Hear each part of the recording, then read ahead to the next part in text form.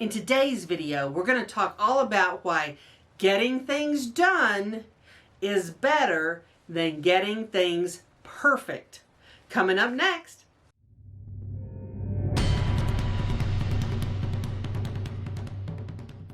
Hi everybody, my name is Dee Burks and this is Retirement Rescue, where we talk about how to make money, save money, and live well in retirement. Well, one of the biggest hindrances to getting anything done is the idea that it has to be perfect. Now we're going to talk about 6 ways that perfection can really trip you up. And if you're not careful, it can keep you from reaching any of your goals. Now, first and foremost, we're going to talk about the idea that done means complete.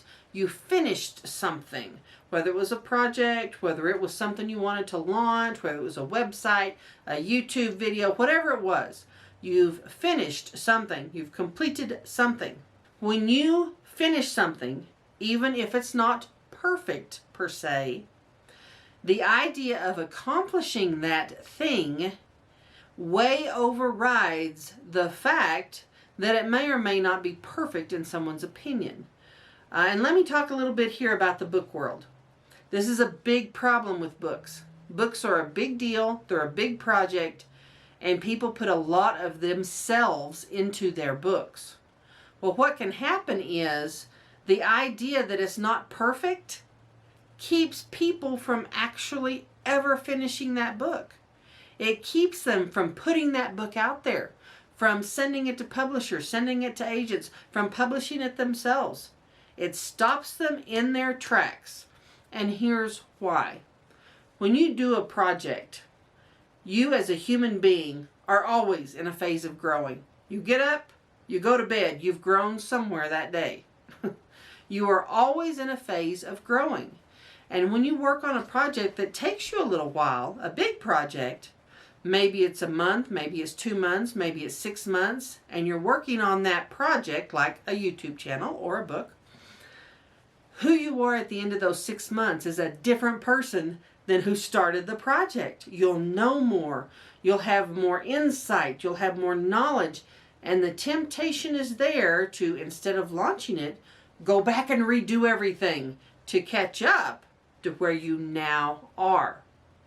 That is going to paralyze you because there's going to be no such thing as perfect. You will always be changing and growing. So what are you going to do 6 months after that? Go back and change now a year's worth of work?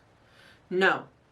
Most artists, creatives, and business people know that you grow and change along the journey. And you need that reinforcement of having completed some things along the way to continue to encourage you to grow and change and learn new things. So don't allow perfection to get in the way of you completing anything. Done is better than perfect. Number 2, when you are talking about trying to get something perfect, perfection is one of those things that actually plays perfectly into a law of diminishing returns. There comes a point in any project, any business, any idea where you've gone up as far as you can go and now tweaking, fiddling with, trying to perfect basically is a diminishing return on your time. You're putting more and more effort in to make something perfect, but you're not going to get compensated for that time. There is going to be no awareness on your audience that there's any difference between good and perfect. They're probably not even going to be aware of the difference at all. But yet, look how much more time you have spent doing it. That is a diminishing return. One of the problems that entrepreneurs who are perfectionists have is they spend a lot of time putting effort into things that have zero return on that time investment. Don't let that be you. When I talk about ghostwriting books, one of the things I talk about is the fact that I don't do a lot of research up front. I write the book first and only research the things I need. And people think that's completely backwards. But this is why. Because if I went and researched, I could spend weeks researching for only 5 or 6 things I might use in a book. that is a diminishing return. That is a lot of time invested for something that will never even be important to the end user, the reader. They won't care how much research I've done. And let me tell you what, the client that's paying, they don't care either. They're paying a flat fee. So you have to look at what you're doing and realize there comes a point when it's good and you need to go with it at that time rather than investing a lot more of your time to make it even better and no one is even going to notice. Number 3, perfection is a time suck. It is, and perfectionists already know this. They spend so much time stressing about something that's not perfect when it's already good enough. Yet they continue to invest that time, as we just talked about with diminishing returns. And what happens is their overall productivity plummets.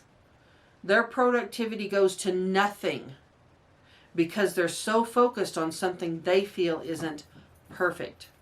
You've got to be able to kick that baby bird out of the nest, even if it doesn't have all its feathers, because that's kind of what we're talking about here. You've got to be able to let go of something you perceive to be slightly imperfect in order to move forward and be productive. And that's really important, especially if you are doing a business or you're writing a book or you're doing a big project and you need to get it out there. Kick it out of the nest. Your time is more valuable than that. Number 4, perfection tends to overcomplicate. How many times have you seen this? You will get something, let's just say it's something to put together, and the instructions are pictures and you get it all put together.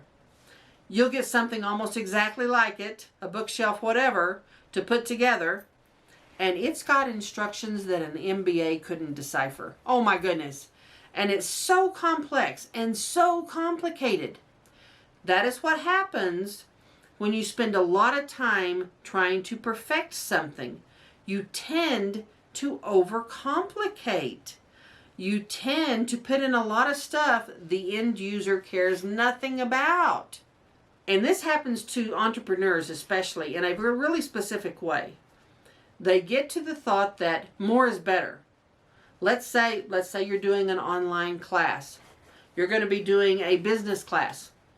It is really easy to think, well, more is better. So if I put everything but the kitchen sink in this class, it'll be more valuable to the end user. Now I can see the logic in that, but it's absolutely not true.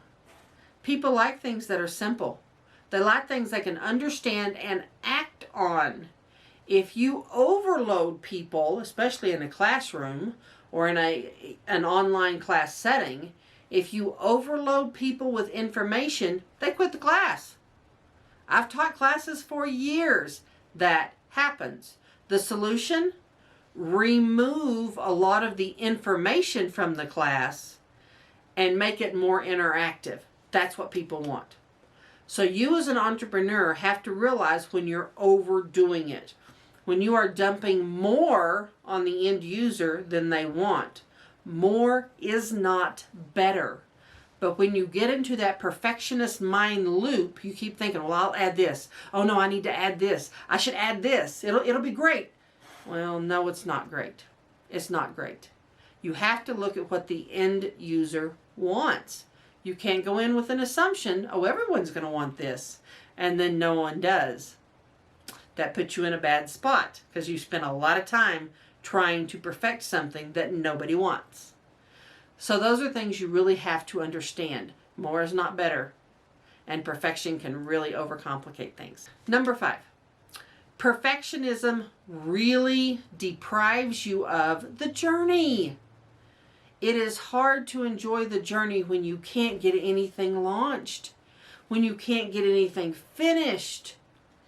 It is a torturous journey to feel like nothing's ever good enough. And honestly, when you complete something, that high you get from having completed it is temporary. You immediately want to move on to the next thing. The journey of doing things is what really sustains you. And if that journey is so torturous because you are putting pressure on yourself to be perfect, you won't continue that journey. That is one reason so many people give up on things, because they're focused on perfect instead of focusing on good, get it done, get it out, get your business going. Number 6, and this is one of my favorites. Perfectionism and fear are undercover lovers.